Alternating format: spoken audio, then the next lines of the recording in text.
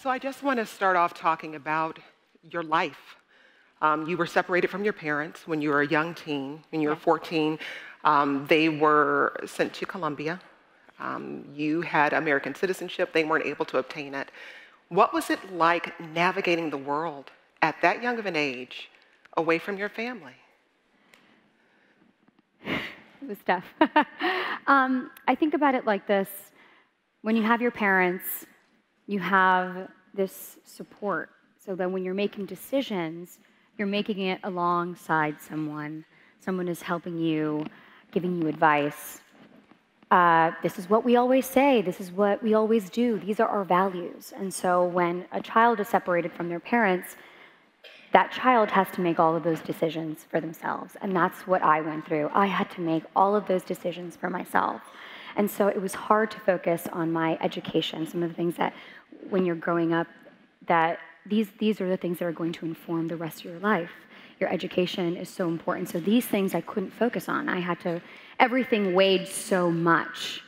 Every day there was so much at stake. So like crossing the street, there was so much at stake. Going over someone's house, so much at stake. Those things give you a lot of anxiety, and it's just that blueprint for decision making goes underdeveloped. And so that has affected me greatly even today. In addition to being a very successful actress, you're also an immigration advocate. How has your personal story shaped your work as an advocate? I gotta say that before sharing my story, before telling my truth, I was lost. And even though I had achieved some success in my choice of work, in my line of work, I wasn't going to be able to sustain that unless I faced myself and my history and who I was. And so when I did that, so many doors started opening for me. My mind expanded, my heart expanded, and I was and here I am sharing with you all of the possibilities that can happen in your life. And so I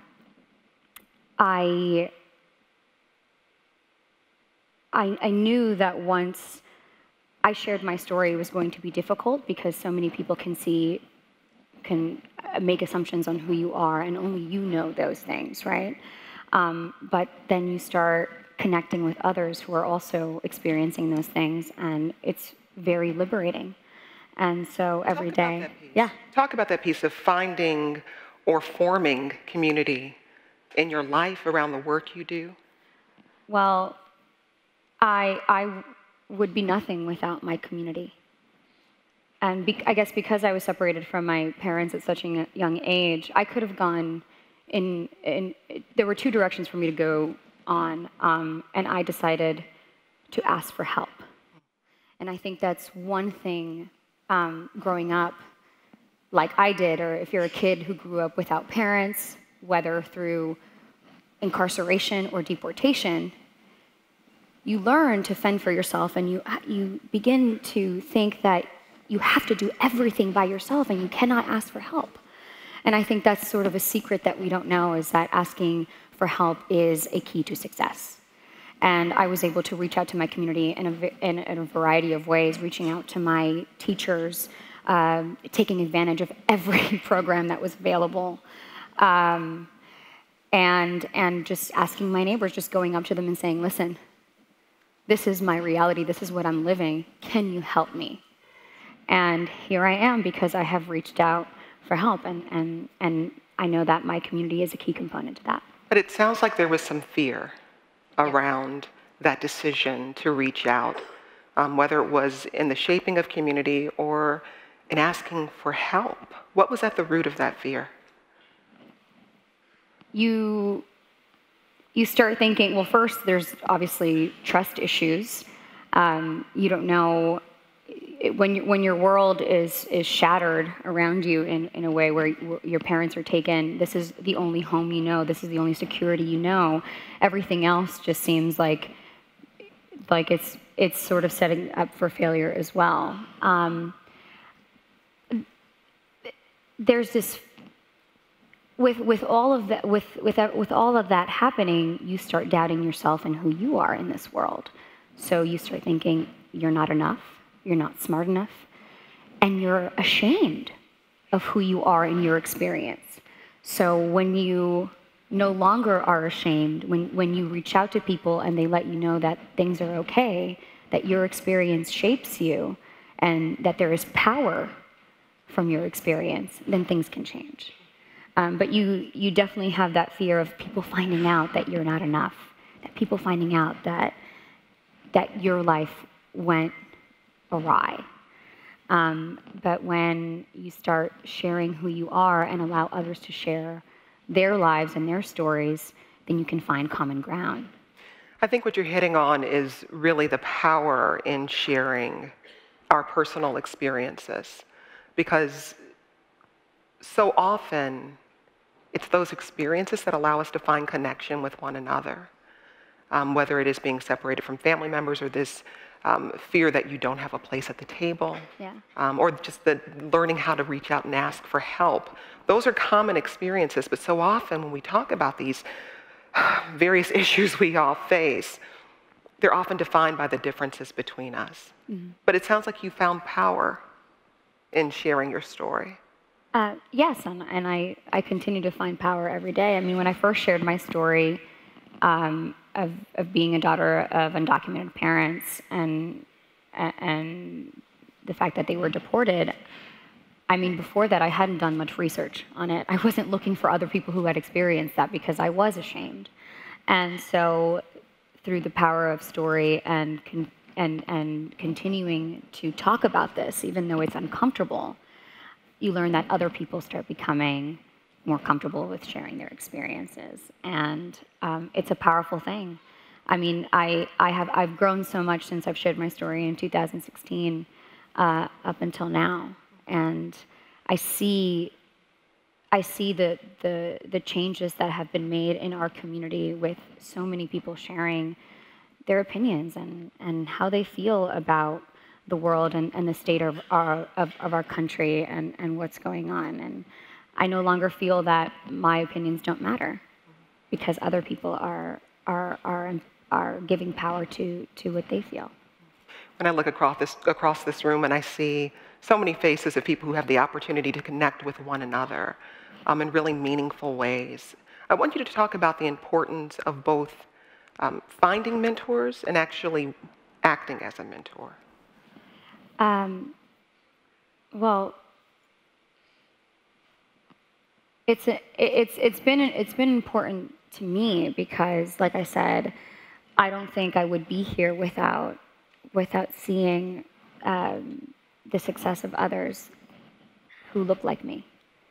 I think I've always tried to look for that around me. Is that who here has done what I want to do, and how can I also do that, but now with my own experience? And what if we get together and share those experiences together? What kind of work can we do? And I found so much power in that, in lending myself for that, and also accepting that. Accepting help and giving help are two different things, but they have to be done simultaneously. How did you connect with people who could kind of guide you on the path you wanted to take? Honestly, by being honest. Sometimes it's as simple as that. It's by being honest. That's all I've ever wanted to do, is tell the truth. That's all I've ever wanted from someone, is to tell me the truth. I didn't find that as a child. I was constantly being hid from reality or being lied to because I couldn't understand what was going on, or simply because I couldn't be honest with others. And so I found that once I was honest, people are attracted to that because people want honesty in their lives as well. And I think that in a world where we're just constantly being fed what is convenient, what people want to tell you so that you can go either this direction or that direction, we're craving for just the truth. And so I'm interested in history. I'm interested in the facts so that we can learn from those things and move forward. When you think about the path your life has taken, and you think about people who are following their own paths of advocacy and activism, what advice would you have?